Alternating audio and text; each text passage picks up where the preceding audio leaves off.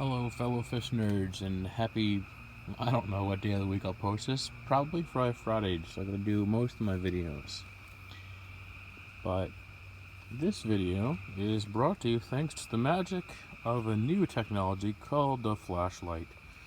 I tried to come out a few nights before and try to get some video of my summer tubs at nighttime, or even in late evening. Couldn't do it because it was getting too dark and the glare was just way too bad. But anyways, wanted to share with you a few observations that I've made over the past few nights of coming out here at nighttime and looking at what's going on. And also, if you listen closely right now, I want you to hear the sounds around my area at nighttime. Just so I'll stop talking, which you're welcome. Listen.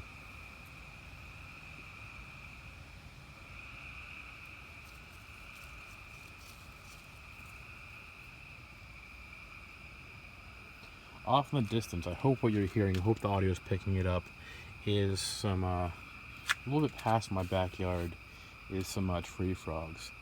Of course, the tree frogs, some crickets, my dog is walking in the fence, right behind the fence over there.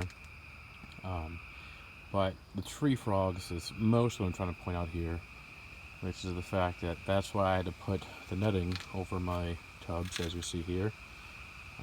To keep the tree frogs out of my tubs, to keep them from eating my fish.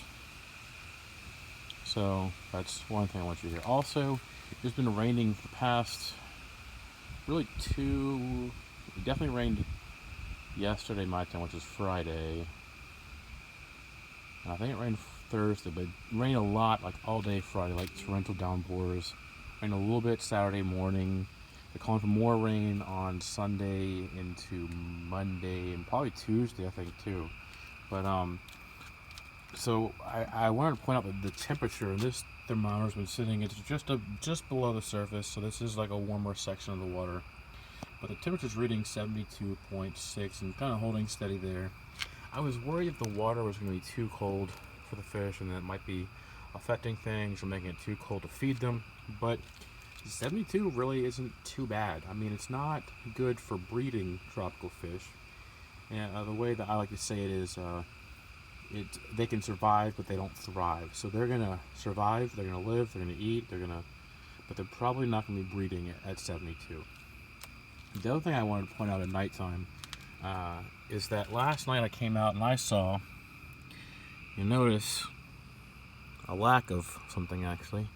A lack of, this is the tub that has the white cloud fry. There's an adult white cloud lurking just below the surface. Get the flashlight on it, see, there we go. Lurking just below the surface, but I was concerned last night when I looked that I didn't see any white cloud fry. I saw some tadpoles, well, there's actually a better one to see over here. There's a tadpole right there on the edge.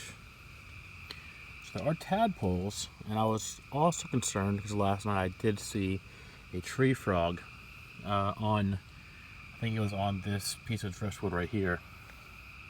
So I was worried that the tree frog got in and ate all my fry. So then I came out the next morning, which is this morning my time. Well, there's two white clouds. Came out this morning to observe the abundance of fry had returned. So I was talking on Facebook Messenger like I love doing with my fish nerd friends. So if you are one of my fish nerd friends on Facebook, please feel free to message me about Facebook stuff. I love talking fish stuff on Facebook Messenger. But anyways, I was saying how I was worried last night that I didn't see any white cloud fry. I was worried that a frog ate them all, that the parents ate them, and my heart just sank to my stomach. And then this morning I came out and looked and they were back. And he said, this local fellow fish nerd friend of mine, he said that last night on Eller Bretz's live stream, he was talking about how fry at nighttime will go down deep in the water, deeper than what this flashlight will reach. Oh, that's brighter, I think. Jeez. Let's pull him out. See that? Yep. There it is. Let's go hunt for a tree frog here. I bet I know where it is. They like to hang out. Let me show you one of these predators of my summer tubs. They usually hang out right here on this pile of junk. I need to go through and... Oh, there it is, under the paintbrush. Spotted it. Okay, so here is the predator that I've been talking about. There we go. There's the tree frog. Look at that ferocious face there. There it is. It's probably scared to death and they're like, what is that bright light and that big giant ugly monster doing in my face? But yeah, that's what's been eating my fry. But hey, you know what? He's not hurting any fish right there. He's just eating some bugs. And hey, he can stay right there. Or she. Whatever. Probably he, because he's singing, maybe to attract a female. But anyways, back with the white cloud tub. But that's the elusive predator that's been stalking my tubs at nighttime and killing. It honestly killed this tub right here, which you can't see anything because I need to go through the duckweed and salvinia and actually look at what's in there. But let's move this netting off and we'll actually move some stuff out of the way and we'll look at what's in there, what the frog didn't get to, and you'll see, look at all those centipedes. That's just crazy.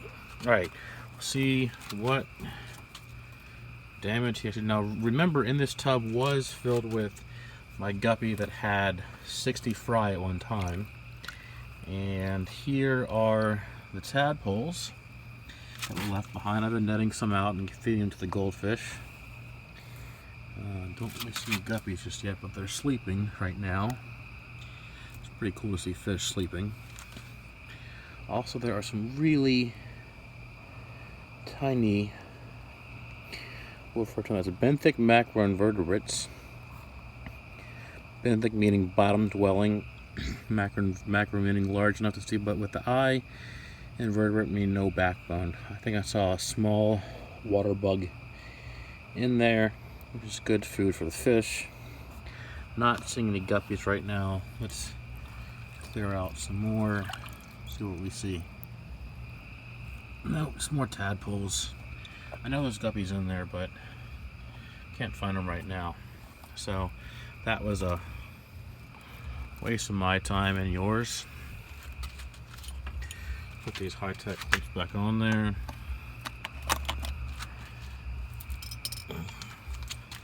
I didn't pick these colors. This is the only option they had at Walmart.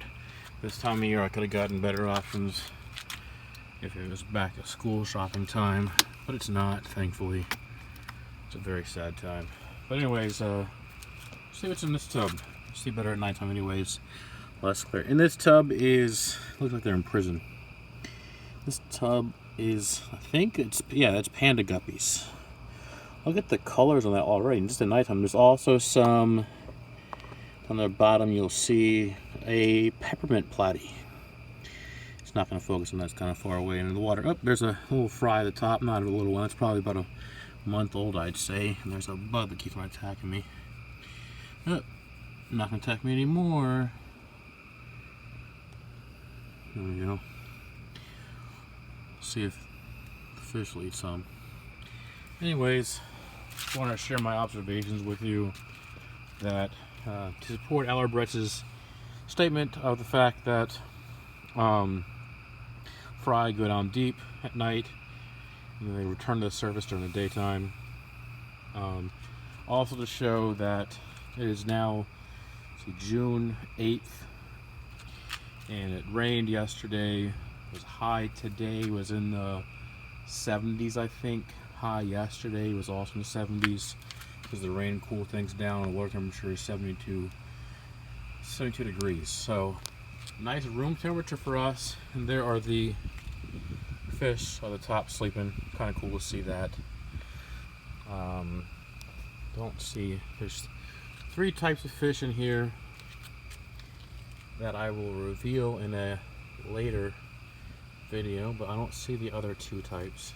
They might be smart and sleeping a little bit lower in the tank, but I don't see them, which I think is good. Well, that one's a little bit. 1, 2, 3, 4, 5. Yeah, 5. I know I put 6 in here. One of them's probably a little bit lower, hid somewhere. 1, 2, 3, 4.